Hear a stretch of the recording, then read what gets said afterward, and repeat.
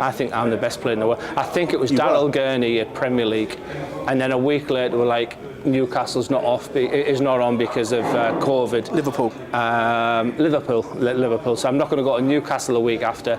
I think I went to bed that week, and I worked really hard during COVID. But the fire's not there.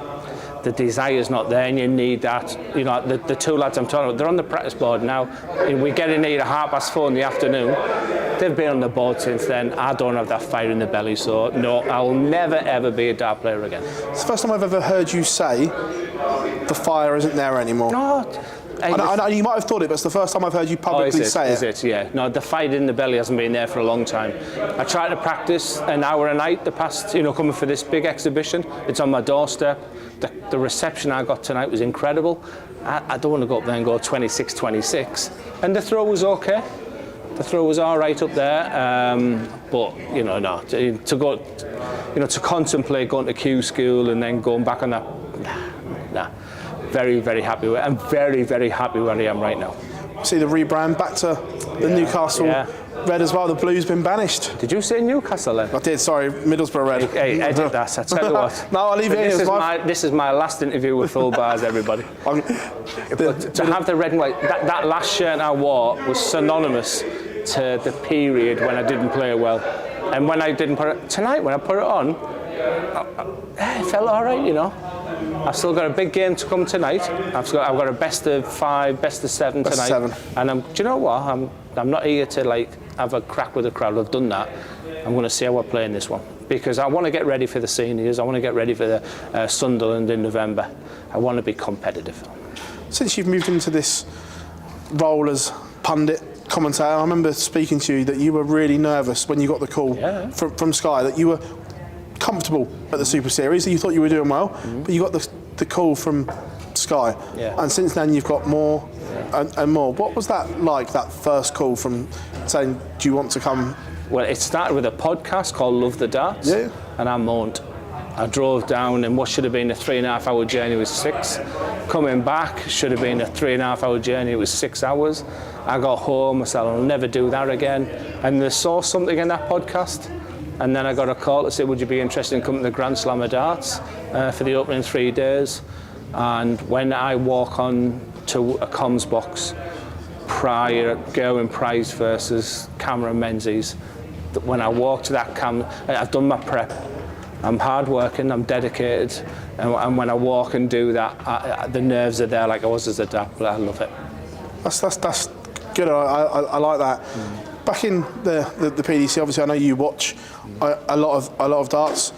What do you make of the current game? Incredible. The Luke Littler effect. I mean, it's raised the bar to see Michael van Gerwen winning again is massive for the game. I talked about Cameron Menzies, there was a name I pulled out. So there's players coming through the ranks as well.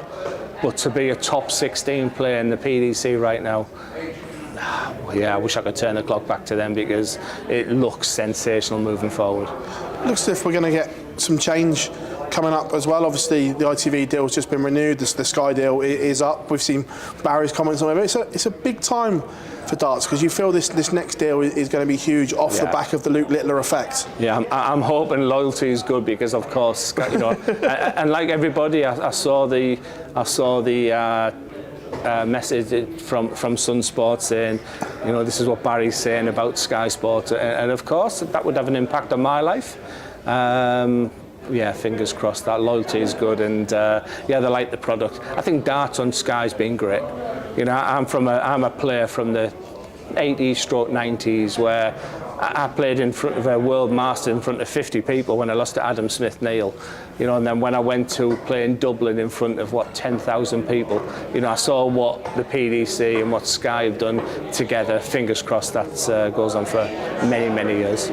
Obviously, from your point here with the PDPL, I'm not going to put you on the spot with anything. Put me on the spot. Obviously, we've had a few sour notes recently.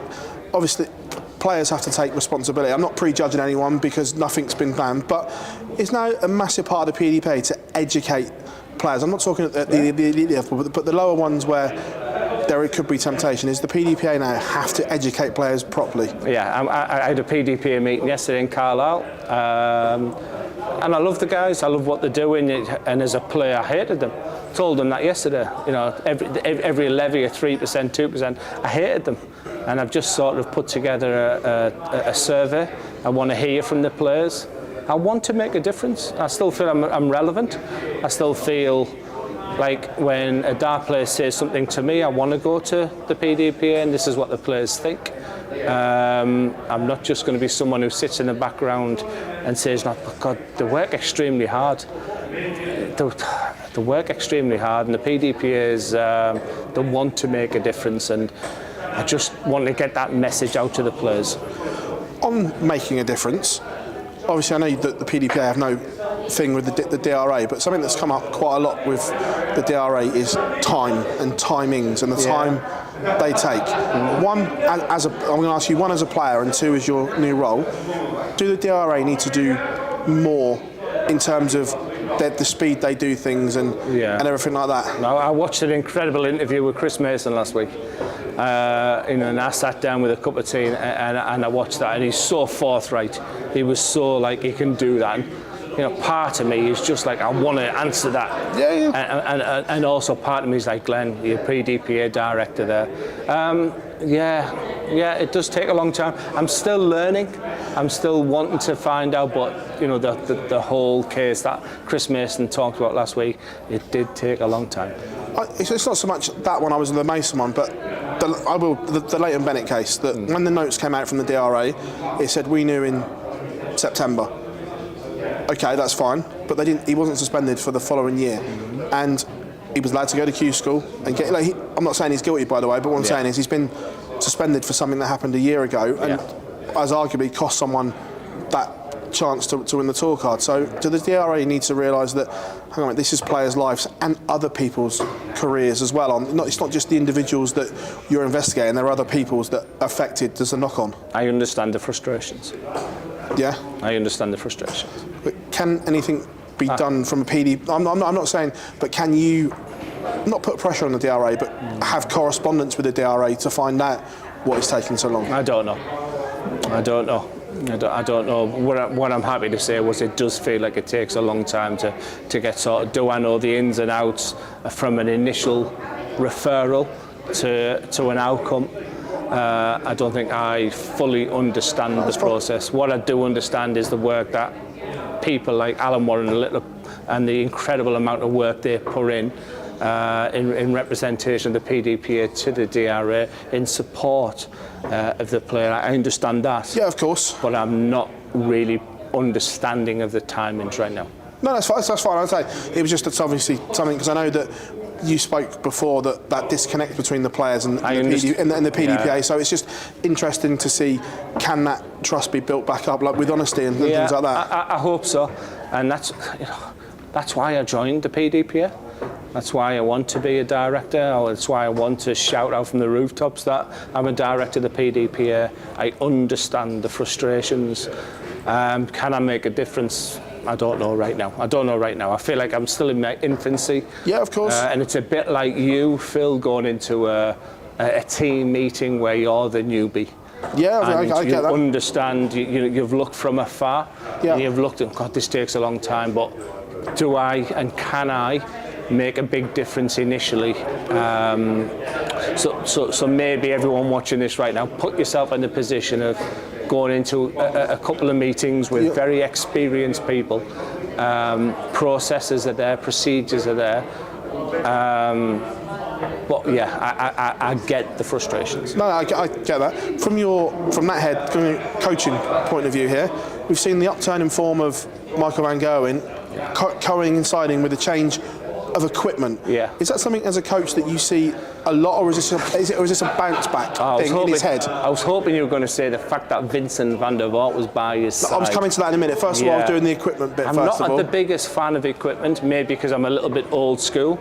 I've just played tonight with the K-Flex darts, so I'm happy to try equipment, etc. But what I thought you were going to say there, the fact that you can have a mentor, the fact that you can have someone by your side, I thought that was the difference in Michael winning. The fact that Vincent wasn't in that competition, yet he was by the side. Listen, there's a guy behind that stage right now. Dennis Coleman, he won me titles because he just said the right things, and I was thinking that maybe Vincent was doing that to Michael right now. I've never been a fan really of the change of darts, stems and flights to make it a better player. Well, if it makes you feel any better, I've spoken to Michael about this, and this manufacturer Winmore, the dart is the same dimension. It is literally just a grip change with a little bit more grip. The dimensions of the dart are the same. Yeah. If that makes any difference. It does.